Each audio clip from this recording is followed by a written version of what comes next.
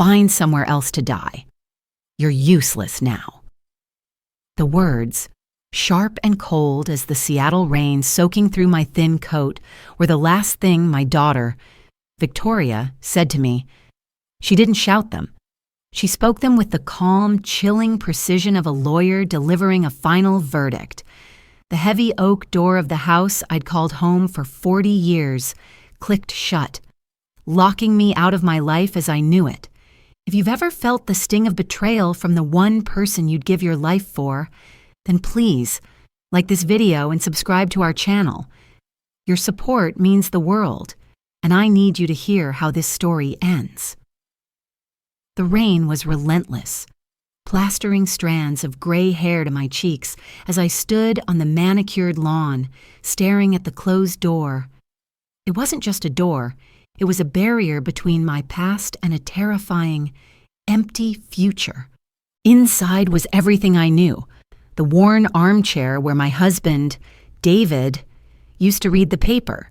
The faint scent of lavender from the sachets I tucked into every linen closet. The pencil marks on the kitchen door frame tracking Victoria's height from a giggling toddler to a young woman who towered over me in her expensive heels. Now, it was all hers. Or rather, it belonged to the banks, or so she'd told me. He left nothing. Mother, she'd said just an hour earlier, her face a mask of practiced sympathy. Just a mountain of debt. I'm so sorry. The house will have to be sold to cover it. Margaret Sullivan, a 67-year-old widow who had spent her life as a nurse, caring for others, had believed her. Why wouldn't I? She was my daughter, my only child, my brilliant, ambitious, lawyer daughter. The grief over David's sudden passing 2 months ago was still a raw, open wound. My mind was a fog of loss, and in that fog, Victoria's words were the only solid thing to cling to. She was handling everything. She'd assured me. The estate, the bills, the funeral arrangements. I was too fragile. She'd cooed, stroking my hand with fingers that felt strangely cold. I had let her take control, grateful to not have to face the crushing weight of bureaucracy while my heart was shattering. Now, standing in the downpour, the fog began to clear, replaced by a horrifying clarity. It wasn't just about the house. It was about the way she'd looked at me as she'd packed my single suitcase, a collection of my plainest clothes and David's old photo albums. Her eyes, the same deep blue as her father's, held no sadness. They held something else, impatience, annoyance, and a flicker of triumph that I was too grief-stricken to recognize until this very moment. "I found a room for you," she'd said, handing me a slip of paper with an address on the other side of town. "It's clean. You'll manage. As if I were a piece of inconvenient furniture she was putting into storage. The final conversation played over and over in my mind. I had asked, my voice trembling, if I could just stay a little longer, until I could get on my feet. I had a small pension from my nursing years, but it was barely enough to live on. The look she gave me was pure contempt. "Get on your feet for what?" she'd sneered, the mask of sympathy finally dropping away. "You're 67. You haven't worked in 20 years. David spoiled you." Spoiled me? I thought of the double shifts I'd worked to help pay for her law school tuition, the inheritance from my own parents that we'd sunk into the down payment on this very house, the nights I'd stayed up, typing her papers when she was overwhelmed. Was that being spoiled? That's when she'd delivered the final soul-crushing blow. "The world doesn't have a place for old, useless women. He's gone. The money's gone. It's over." She'd steered me to the door, my suitcase already on the porch. "So find somewhere else to die. You're useless now." The door clicked shut, and I was left with her words, a deeper wound than even David's death. His death was a tragedy of nature.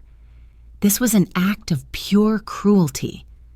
I clutched the thin fabric of my coat, the slip of paper with the address growing damp in my hand. The rain washed over me, but it couldn't wash away the stain of her words. Useless. That word echoed in the hollow space where my heart used to be. For the first time in my life, I felt utterly and completely alone. The fight had gone out of me, leaving behind a cold, heavy resignation. Perhaps she was right. Perhaps it was time to just find a place to fade away. The room Victoria had found for me was as gray and cheerless as the Seattle sky. It was in a boarding house that smelled of boiled cabbage and damp wool, run by a sour-faced woman who looked at my single suitcase with suspicion. My window overlooked a brick wall. This was my new life. The first few weeks were a blur of numb routine. I'd wake up, stare at the wall, and force myself to eat a piece of toast. The vibrant, warm world I had shared with David felt like a dream I was slowly forgetting. My small pension barely covered the rent and utilities, leaving me with a handful of dollars for food. The humiliation was a constant, bitter taste in my mouth. To survive, I had to do something I hadn't done in 2 decades, find a job. My nursing license had long since expired, and at my age, no clinic was interested in a rusty returnee. The rejections were polite but firm, each one another small nail in the coffin of my self-worth.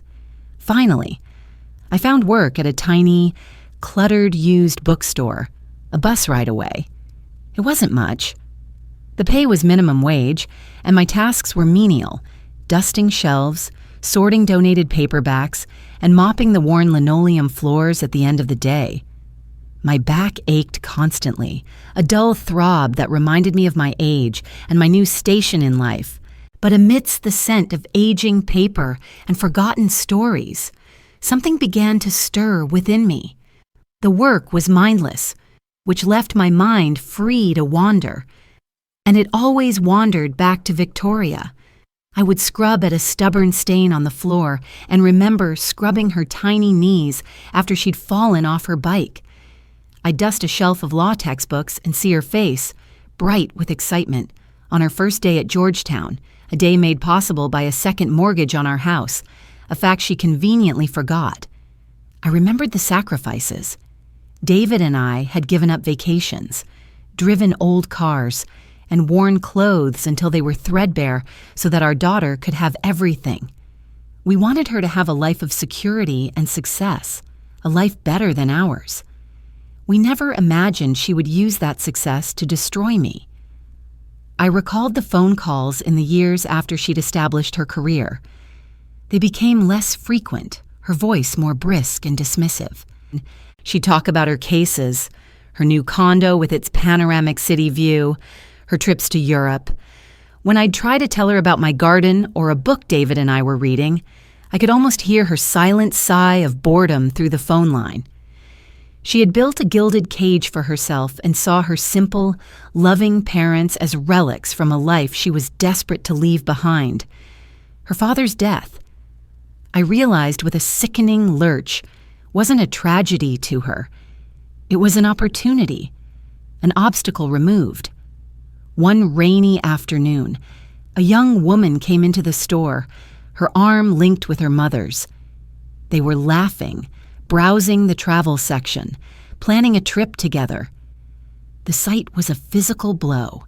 It was a vision of what should have been, of the relationship I thought I had. The love I had poured into Victoria felt like a wasted investment, a foolish gamble that had left me bankrupt in every way that mattered. The grief for David was still there, a constant ache, but it was now joined by a new, sharper pain, the grief for the daughter I had lost long before she'd closed that door in my face. The sadness was a heavy cloak, but as I wrung out the dirty mop water each night, a different feeling began to take root in the barren soil of my despair. It was a slow-burning ember of anger. How dare she? How dare she erase 40 years of love and sacrifice as if they were nothing more than a bad debt to be settled? The words, useless now, still echoed in my head, but now they didn't sound like a verdict. They sounded like a challenge. Life settled into a grim rhythm, the rattling bus ride, the scent of dust and ink, the lonely silence of my gray room. I was surviving, but I wasn't living. Hope was a foreign country I never expected to visit again. That changed on a Tuesday. Tuesdays were slow at the bookstore, which meant more time for Mr. Abernathy, the owner, to complain about his arthritis and for me to retreat into my memories. The bell above the door chimed, and I looked up from a box of musty romance novels, my standard weary greeting dying on my lips.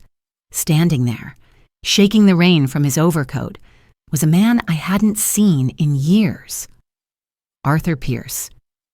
He was older, of course, his hair completely white and his frame a little stooped, but his eyes were the same, kind, intelligent, and carrying a familiar spark of wry humor.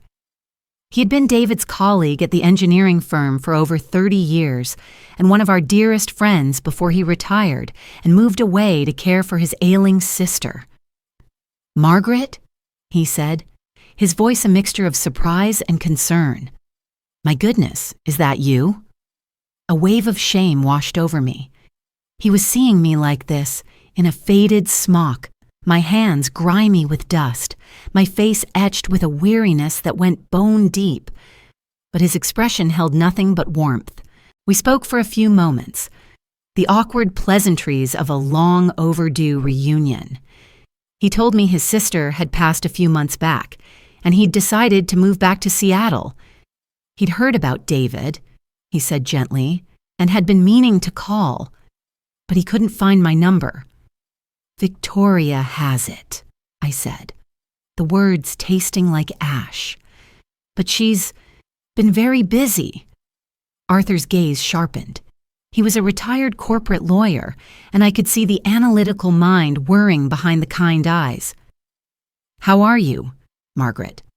"Really?" The simple question, asked with genuine concern, was my undoing.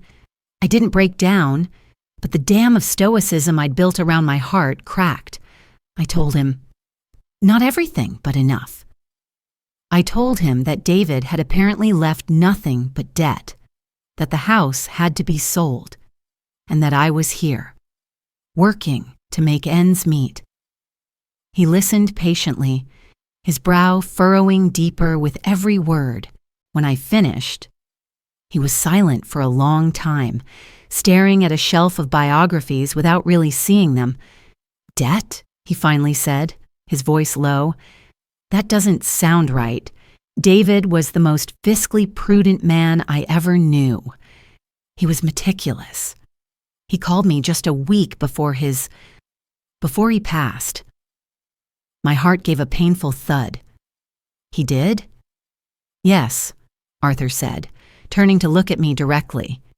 He wanted a second opinion on something. You see, after his first heart scare 5 years ago, he updated his will. Victoria, being a lawyer, drafted it for him. It made her the primary beneficiary. He thought it was practical at the time. I nodded mutely. I remembered that. It had made sense. But Arthur wasn't finished. But he told me he'd had a change of heart. He was worried. He said Victoria was becoming different, distant, obsessed with money. Arthur took a step closer, his voice dropping. "Margaret, the reason he called me was to tell me he had just come from his personal attorney's office. He had a new will drawn up. He was so relieved. He told me, his exact words were, 'I've made sure Maggie is taken care of. Everything goes to her. It's only right.'" The world tilted on its axis. The dusty air in the bookstore seemed to thin, and I gripped the edge of a bookshelf to steady myself. A new will, a will that left everything to me. "He said he signed it that very afternoon," Arthur continued, his eyes holding mine. "I was there. I wasn't an official witness, but I met him for coffee right after, and he showed it to me. He was so proud of it. I stared at him, my mind racing. The story Victoria had told me, the mountain of debt, the insolvent estate, was a lie. A carefully constructed, cruel lie. She knew. She must have known about the new will, and she buried it. The ember of anger that had been smoldering inside me for weeks suddenly roared into a white-hot flame. It wasn't just that she had taken my home. She had stolen my husband's last gift to me. She had desecrated his memory. In that moment, standing amidst the forgotten stories of strangers, my own story began again. It would no longer be a tragedy. It would be a reckoning. The bookstore, once a symbol of my downfall, now felt like a command center. Arthur and I met there every day after my shift. He'd bring a thermos of coffee, and we'd sit at a small, wobbly table in the back, surrounded by stacks of books that smelled like time itself. The initial rage that had consumed me began to cool, hardening into a sharp, focused resolve. Arthur, with his calm, methodical, legal mind, was the perfect anchor for my storm of emotions. "Anger is a good engine, Margaret," he told me during our first strategy session. "But we need a map. We can't go after Victoria with just my memory of a conversation. We need proof." Our first step was to find the will David had described. He'd mentioned his personal attorney, a man named Robert Fincher. Arthur found his office address online. The next day, I took my first real step towards fighting back. I walked into the polished lobby of a downtown law firm, my heart pounding a nervous rhythm against my ribs. I felt small and out of place in my worn coat, a ghost from a world Victoria had tried to erase. Robert Fincher was an older gentleman, his office lined with leather-bound books that looked as though they contained the secrets of the world. He remembered David fondly. But when I asked about a will drafted in the weeks before his death, his expression turned to one of professional regret. "I'm sorry, Mrs. Sullivan," he said, his voice gentle. "But the only will I have on file for David is the one from 5 years ago, the one naming Victoria as the executor and primary beneficiary. She retrieved a certified copy shortly after his passing." It was a dead end. My shoulders slumped. Had David changed his mind? Had he not filed it after all? Seeing my crestfallen face, Arthur, who had come with me for support, pressed on. "David was very clear with me, Robert. He said he had a new will drawn up. Is it possible he went to someone else?" Mr. Fincher considered this. "It's possible, but unlikely. David was a man of habit. He'd been my client for 20 years. The walk back to the bus stop was silent and heavy. The flicker of hope I'd clung to was dimming. Victoria was smart. She was a lawyer. She knew how to cover her tracks. She had likely presented the old will, had herself declared executor, and seized control of everything before I even knew what was happening. That evening, back in my gray room, I felt the familiar despair creeping back in. I opened one of the photo albums I'd managed to keep, my fingers tracing the outline of David's smiling face. We were on a trip to the coast, the wind whipping our hair. He looked so happy, so full of life. It seemed impossible that his last wishes could simply vanish. I thought about what Arthur had said. David was meticulous. He wouldn't have been careless with something so important. I closed my eyes, trying to remember his last weeks, searching for any detail I might have missed in my fog of grief. I remembered him being on the phone a lot, speaking in low, serious tones. I remembered him working late at his desk in the study, surrounded by papers. At the time, I assumed it was work from the firm. Now, I wasn't so sure. I called Arthur. "His study," I said, my voice urgent. He spent so much time in his study that last week. The desk, Arthur, there must be something there. There was a pause on the other end of the line. Margaret, Victoria has the house. We can't just walk in and start looking through his desk. He was right. It was another wall, another dead end. But then I remembered something else. David kept a private safe deposit box at our local bank, the one we'd used for decades. He kept important documents there, our marriage license, the deed to the house, old savings bonds. I rarely ever went with him. The bank, I said, my voice barely a whisper. He had a safe deposit box. What if he put a copy there? It was a long shot. Victoria, as executor, would likely have access to it. But it was a chance. It was the only trail we had left. The next morning, armed with a copy of David's death certificate and our marriage license, Arthur and I went to the bank. The air inside was cool and quiet, smelling of clean money and bureaucracy. I felt a knot of dread in my stomach. I was sure we would be told that the box had already been accessed and emptied by Victoria. The bank manager, a kind-faced woman named Miss Albright, listened to our story with a sympathetic ear. When she cross-referenced David's account, a strange look crossed her face. "That's odd," she murmured, tapping at her keyboard. "According to our records, Mrs. Sullivan, you are listed as the primary key holder on this box. Your husband designated you as having full access years ago. His executor would only gain access with a court order, and we have received no such thing." Relief washed over me, so potent it made me dizzy. Victoria, in her arrogance, must have assumed her executorship gave her automatic access to everything. She hadn't bothered with the specific protocols for the safe deposit box, probably thinking it held nothing of value. For the first time, we were a step ahead of her. Miss Albright led us into the vault. The great steel door swung open with a heavy sigh, revealing a wall of gleaming metal boxes. She located box 34B, inserted her key, and then mine. The small door popped open. My hands trembled as I pulled out the long, narrow metal container. Inside, nestled amongst old stock certificates and my grandparents' wedding rings, was a thick manila envelope. On the front, in David's familiar, neat handwriting, were 2 words, "For Maggie." My breath caught in my throat. With shaking fingers, I broke the seal. Inside was a legally bound document. I read the first line, "The last will and testament of David A. Sullivan," and below it, the date, just 1 week before he died. It was exactly as Arthur had said.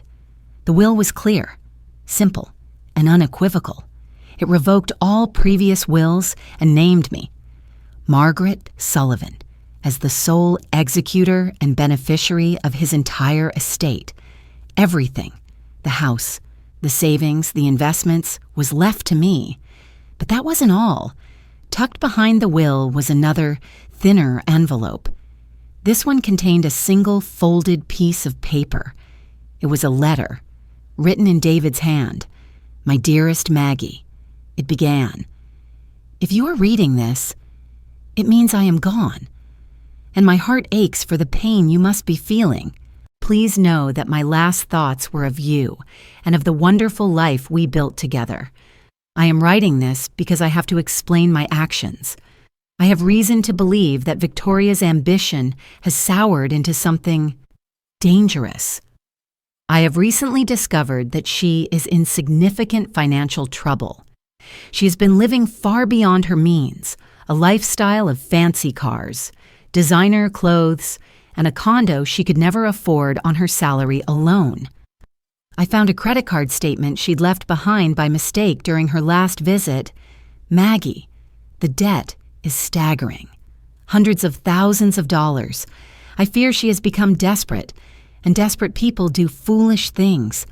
This new will is to protect you. I fear what she might do if she were in control of my estate. Forgive me for not telling you this sooner. I didn't want to break your heart. I love you always. David. The letter fell from my hands. Arthur picked it up and read it, his expression hardening into one of grim understanding. It all made sense now. The cruelty, the lies, the coldness in her eyes. It wasn't just greed. It was sheer, panic desperation. Victoria wasn't just trying to get rich. She was trying to save herself from a ruin of her own making. She saw my inheritance not as her mother's security, but as her personal bailout fund. The house wasn't just a house. It was collateral. My life, my future, they were just obstacles in the way of her survival. The betrayal was deeper and uglier than I could have ever imagined. She hadn't just thrown me out. She'd been prepared to let me live and die in poverty to pay for her mistakes. The truth didn't just set me free. It ignited a fire that would burn her lies to the ground. "This is our foundation," Arthur said, his hand resting on the original copy of the new will. We were back at his small, book-filled apartment, which had become our new headquarters. But it's not enough. Victoria will claim it's a forgery. She'll say her father was coerced or not of sound mind. Her entire defense will be to discredit this document and, by extension, you. He was right. It would be my word, the word of an old, useless woman against a respected, sharp-witted attorney. We needed more. We needed undeniable, irrefutable proof that David had knowingly and willingly created this will and that Victoria had deliberately concealed it. Our first lead was the will itself. It was witnessed and notarized. The witnesses were two paralegals from Mr. Fincher's firm, but the notary's seal was from a different source, a woman named Brenda Little from a place called Mobile Notary Services.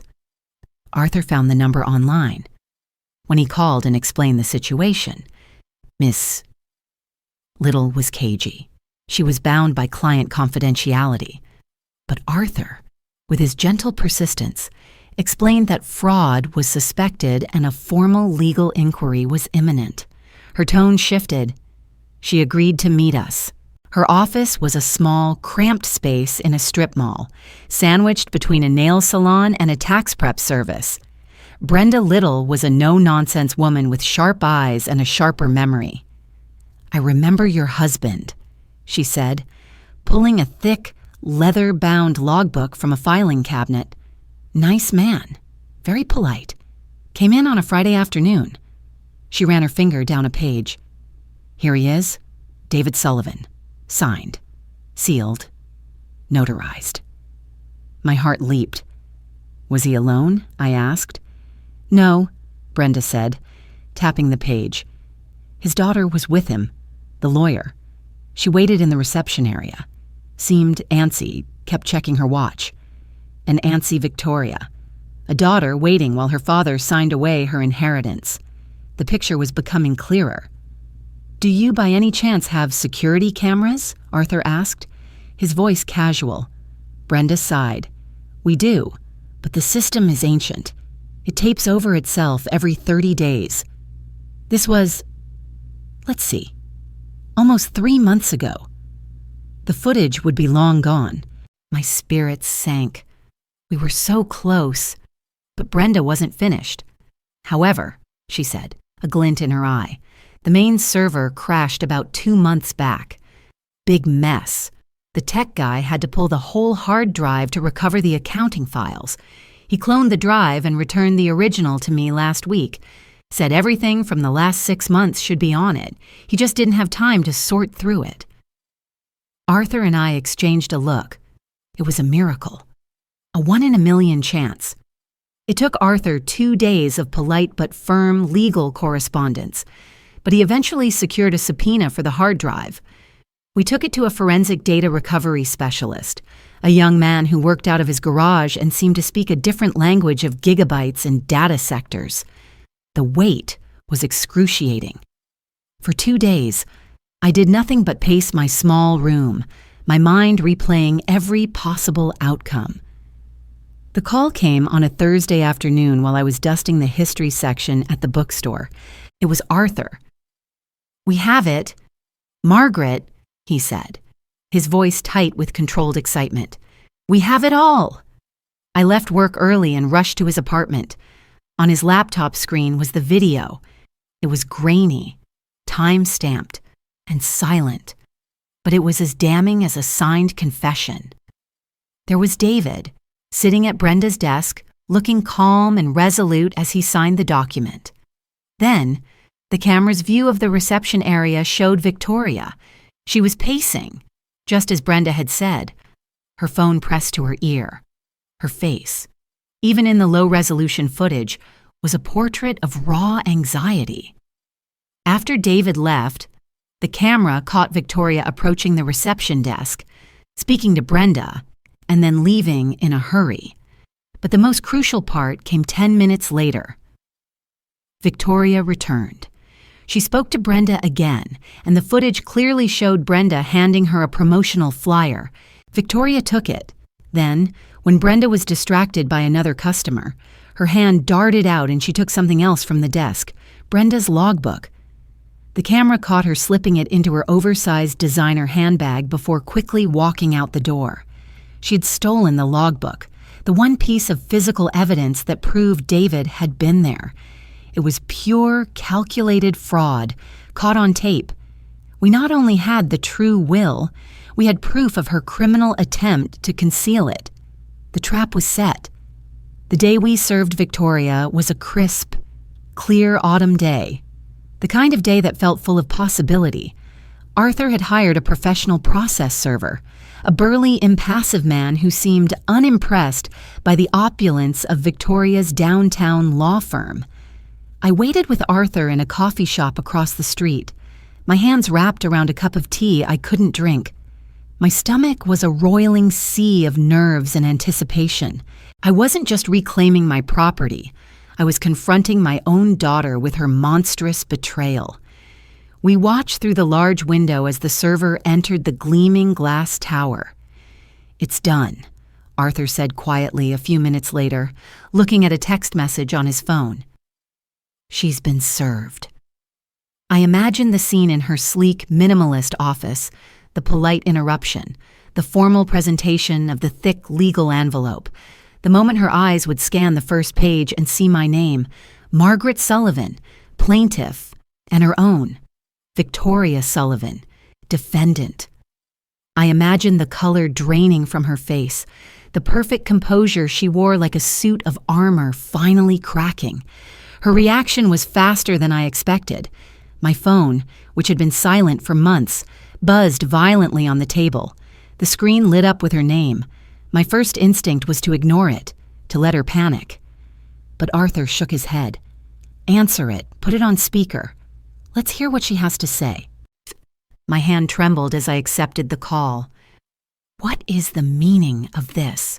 Her voice was not the voice of a concerned daughter. It was the Arctic fury of a cornered animal. There was no hello, no mother, just pure, undiluted rage.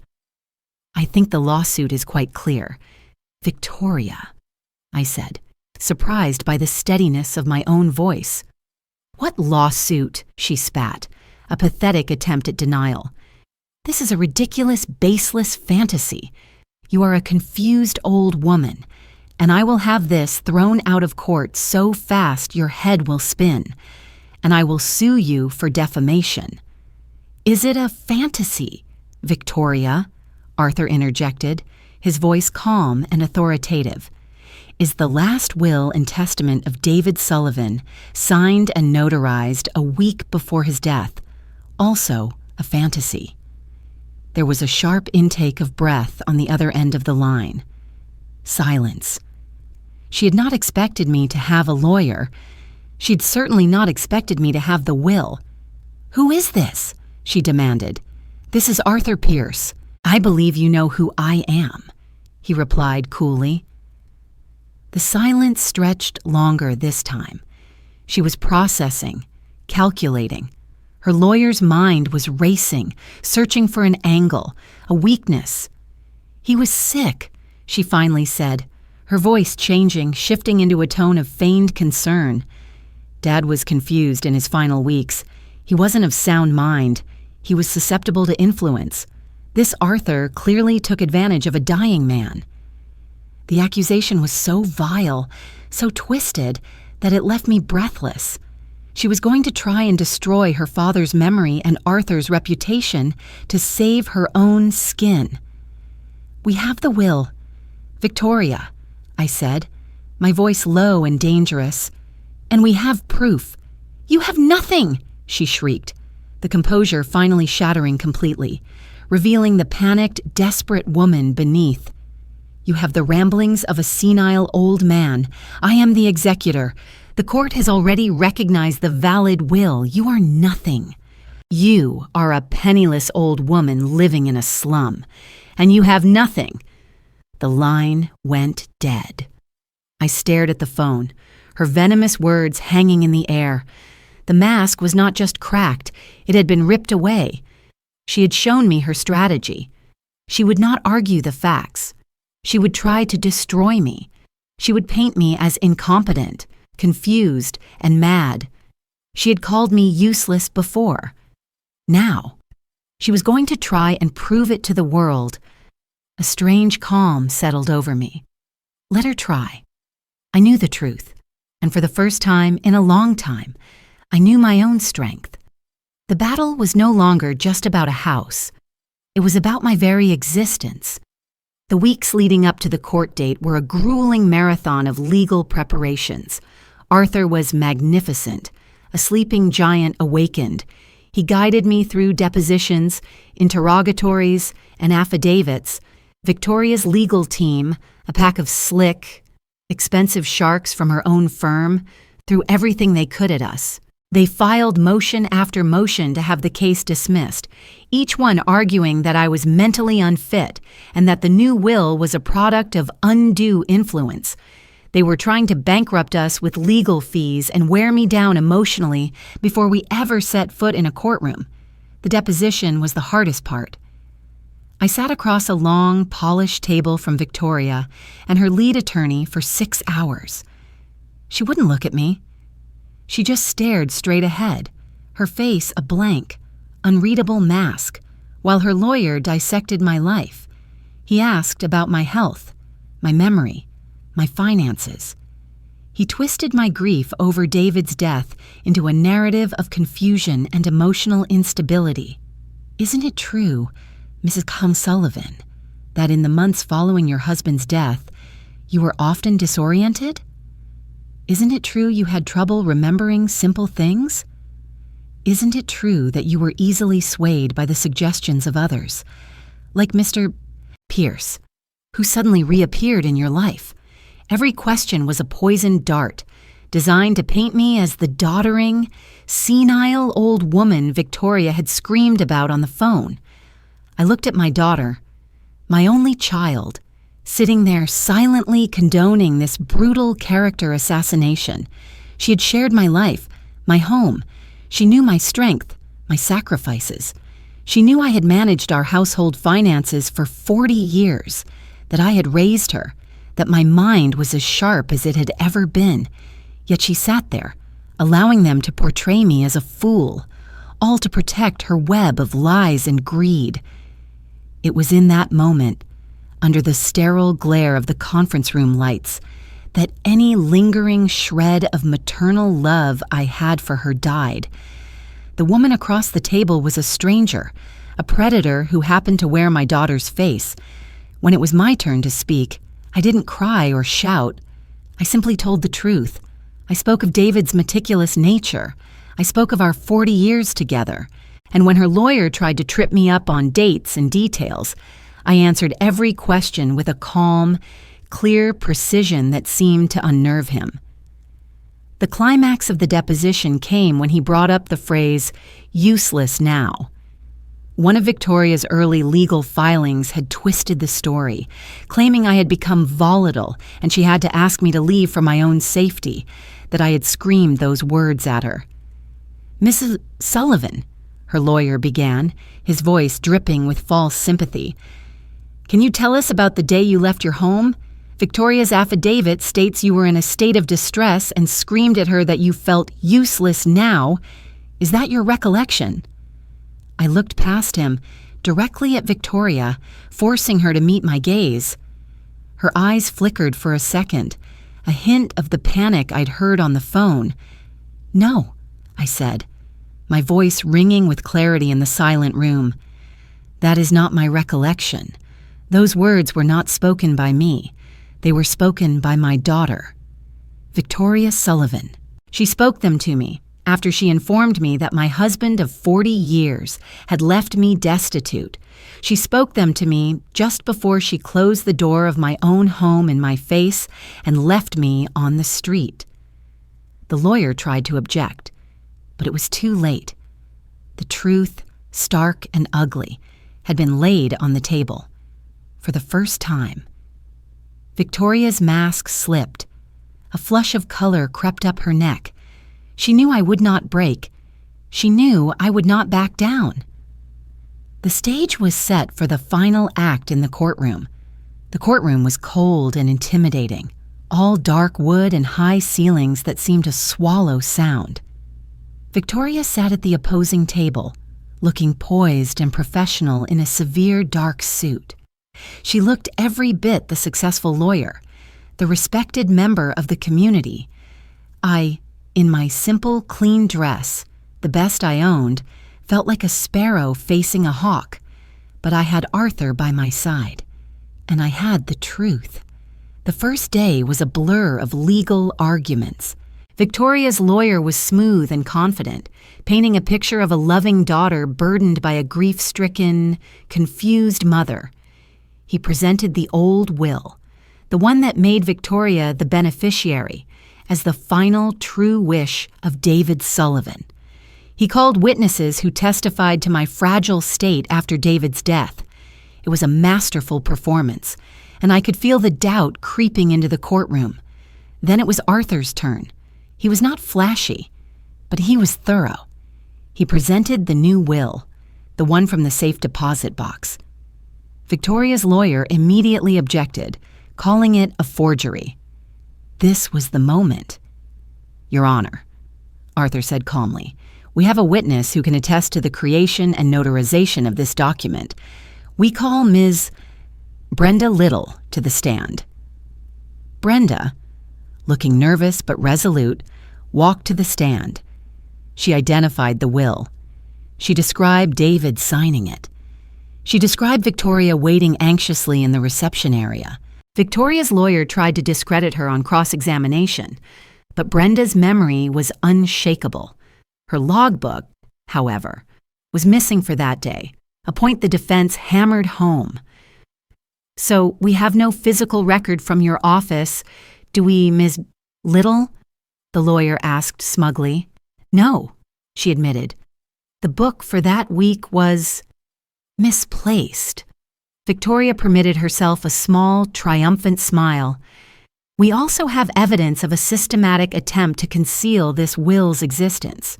Your Honor, Arthur announced, we would like to play a short video.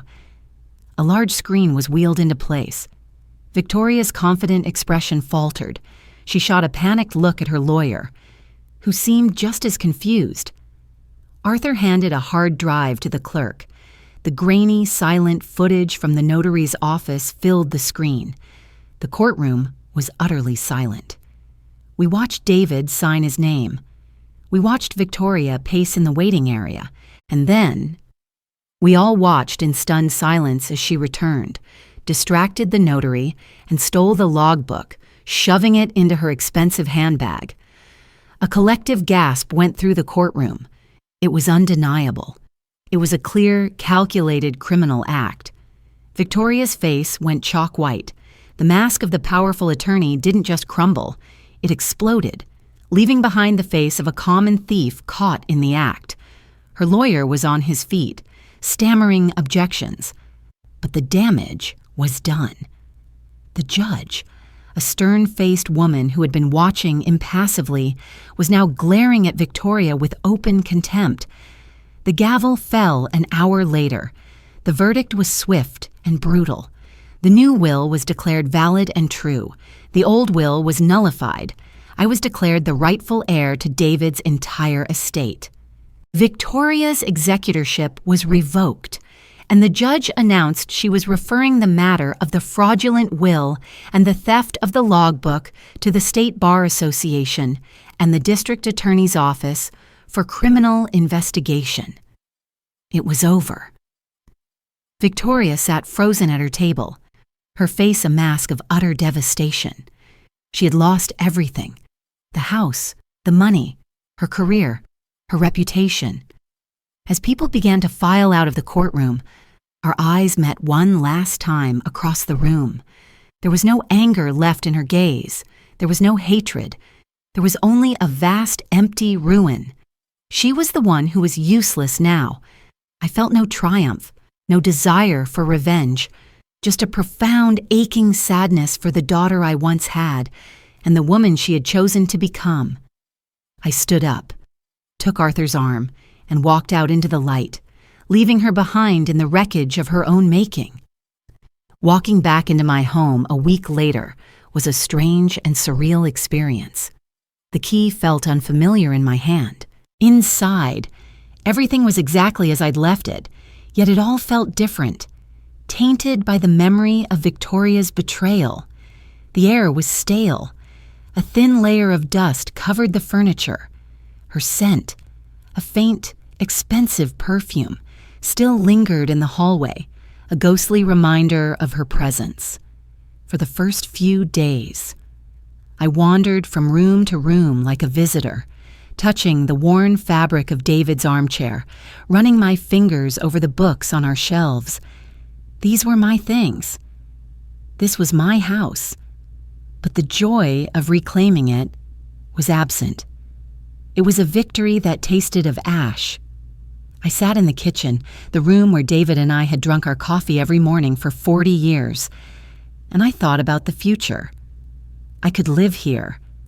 I could grow old surrounded by my memories, but every corner held a shadow now. The front door was no longer just an entrance. It was the place where my daughter had cast me out. The phone in the hall wasn't just a phone. It was the instrument of her venomous rage. The house was a house of memory. But not all the memories were good ones anymore. Arthur came by to check on me, bringing pastries from a local bakery. We sat at the kitchen table, and I told him how I felt. He listened, as he always did, with quiet wisdom. A place is just a collection of wood and nails. Margaret, he said, it's the life you build inside it that makes it a home. You can build a new life anywhere. He was right. Staying here felt like living in a museum of my own pain. The court had stripped Victoria of her inheritance, but it was up to me to decide what justice really looked like. Was it simply taking back what was mine? Or was it something more? The thought came to me then, clear and certain. It wasn't about revenge. It was about transformation. It was about taking the ugliest chapter of my life and turning it into something beautiful. I knew what I had to do. I spent the next month working with Arthur and a team of financial advisors. We sold the house. The market was strong, and it sold for a price that would have made Victoria's eyes water. With the proceeds, and the rest of David's estate, I didn't buy a new condo or go on a world cruise. Instead, I established a foundation. I called it the Sullivan House. Its mission was simple: to provide temporary housing, legal aid, and emotional support to elderly men and women who were victims of financial or emotional abuse by their own families. My new home is a small, bright apartment with a balcony overflowing with flower boxes. It's all I need. I volunteer at the foundation 3 days a week. I sit with women who tell me stories horrifically similar to my own. I hold their hands, I listen, and I tell them that they are not useless. I tell them that they have value, and that they are not alone. I never saw Victoria again. I heard through the grapevine that she was disbarred. She sold her condo to pay her legal fees and moved somewhere out of state, disappearing into obscurity. I don't know if she ever felt remorse. I have chosen not to dwell on it. My life is no longer about her. It is about the women I help. It is about honoring David's memory not by holding on to the past, but by building a better future. Standing on my balcony, watching the sun set over the city, I feel a sense of peace I thought I had lost forever. I found a place to live, not to die. And in doing so, I found my purpose. The story doesn't end with a dramatic confrontation or a tearful reunion. It ends quietly, with the rustle of legal papers creating a new legacy and the soft conversations in a sunlit room where a survivor is telling her story to another. Justice, I've learned, isn't always a thunderous gavel. Sometimes, it's the quiet, determined act of planting a new garden where an old one was poisoned. It's about taking the broken pieces of your life and building not a fortress of resentment, but a shelter for others. My victory wasn't in winning back a house, it was in letting it go, transforming a symbol of personal pain into a beacon of public hope. The truest revenge, it turns out, is not to destroy your enemy's life, but to build your own so beautifully that their memory no longer has the power to cast a shadow. Have you ever had to find strength in a moment of profound betrayal? How do you define what it means to truly win after being wronged? I would be honored to read your thoughts in the comments below. Your stories give strength to us all. Please, if this story touched you, consider liking this video and subscribing to the channel.